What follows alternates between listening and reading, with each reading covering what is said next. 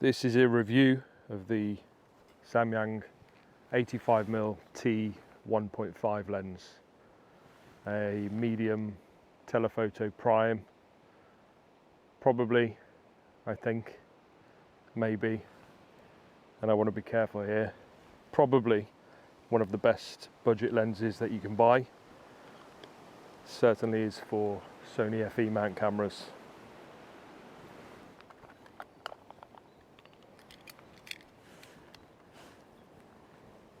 I say that it's probably one of the best budget lenses available because I don't want to come across all clickbaity, although I might use that for a title.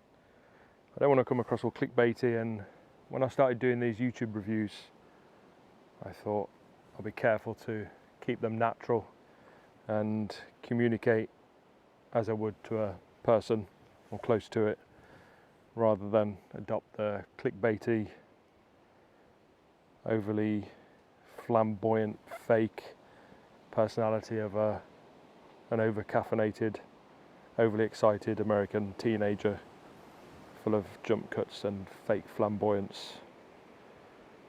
So I'm a bit hesitant to call it the best budget lens available, although it's surely up there with some of the best. It's a great lens. It's an 85mm T1.5, so it uses T-stops instead of f-stops.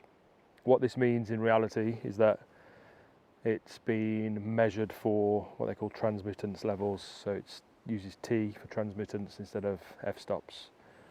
I think this T1.5 is actually the equivalent of an f1.4, so the T1.5 85mm is the same as the f1.4, at least optically, there or thereabouts. As it's a T lens, it's what they call a Cine lens, cinema lens. It's not a Cine lens. It kind of is, I guess, but kind of not. It's a £300 lens. But what it tends to mean in reality is that it's manual focus, it's manual iris, or manual aperture, should we say. If it was a zoom lens, it would be manual zoom. So T tends to signify the fact that it's all manual, and this keeps the cost down. There's no internal automatic or servo stuff going on, and it has an external teeth on the gears, so external teeth on the aperture ring and the focus ring. So you can add on your own follow focus gearing, or you can stick it in a gimbal like the Rokinon and use their gearing quite easily on this big thick teeth.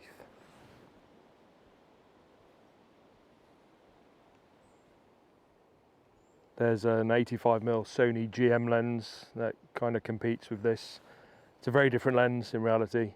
The Sony GM is more aimed at photographers, and this is pretty much exclusively going to be used for video. The Sony GM comes in at well over £1,000. This one is under 300 quid. The exact model of this one is the Samyang T1.5 85mm AS/IF UMC Mark II. I'll stick a link in the description. Build quality is okay. It uses this heavy duty plastic and a metal lens adapter. It has these screw holes here that I'm not keen on, and although it does focus internally, I'm not that happy about having it out in the rain. It's just starting to spit rain now, and I wouldn't want to take it out in the pouring rain. I think it would lead to problems, if not immediately, then further down the line.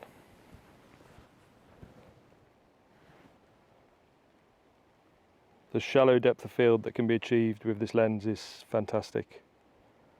At 85mm T1.5 creates such a shallow depth of field. I've just created Coffee in the Woods episode 4, July. So the July episode of Coffee in the Woods, I'll stick a link, is exclusively shot with this lens, so you'll get a good example of what's achievable with it. Slightly annoying is the minimum focus distance, which is 1.1 meters, so a long way away. It's a little bit disappointing. So I can just about focus on that tree there. And that's about as, see, that's too close now. So you need a good 1.1 meters between you and your subject. That's disappointing, I think.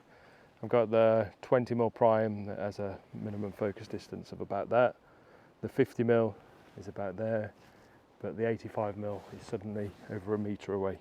A little bit frustrating, but when shooting video, and this is a video lens, you can of course just punch in with the APS-C crop button, which is going to give you a little bit more, get you a little bit closer to that subject, which is fantastic as well. So the APS-C crop mode gives you a 1.5 times crop.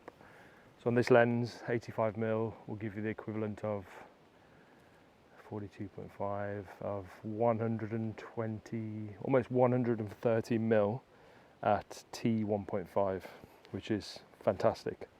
Again, have a look in the July episode of Coffee in the Woods. Plenty of APS-C crop action going on there.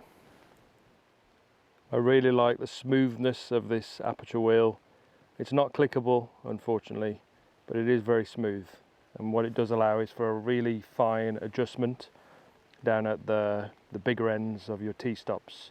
So if you were to frame up a shot at f2 and it's got slightly overexposed due to light coming in and out of the woodland or whatever you're doing, you can just slowly and smoothly stop it down for an almost unnoticeable effect in the recording. It's really quite handy. I've noticed no issues with sharpness or contrast or aberration or distortion. And this is a cheap video lens. It's a Cine lens, a cheap Cine lens for cinematic shots, whatever that means.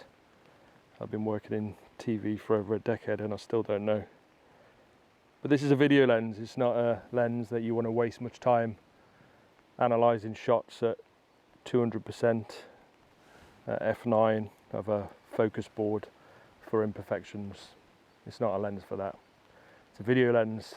If you want photography, go for the Sony GM version. Although this could be used to great effect in the hands of a competent photographer, I'm sure. That's not me. Great lens. A little bit frustrating that the minimum focus distance is over a meter. That would be better if it was closer. But other than that, all good. Highly recommended.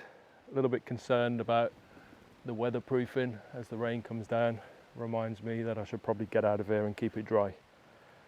But yeah, great lens. Recommended.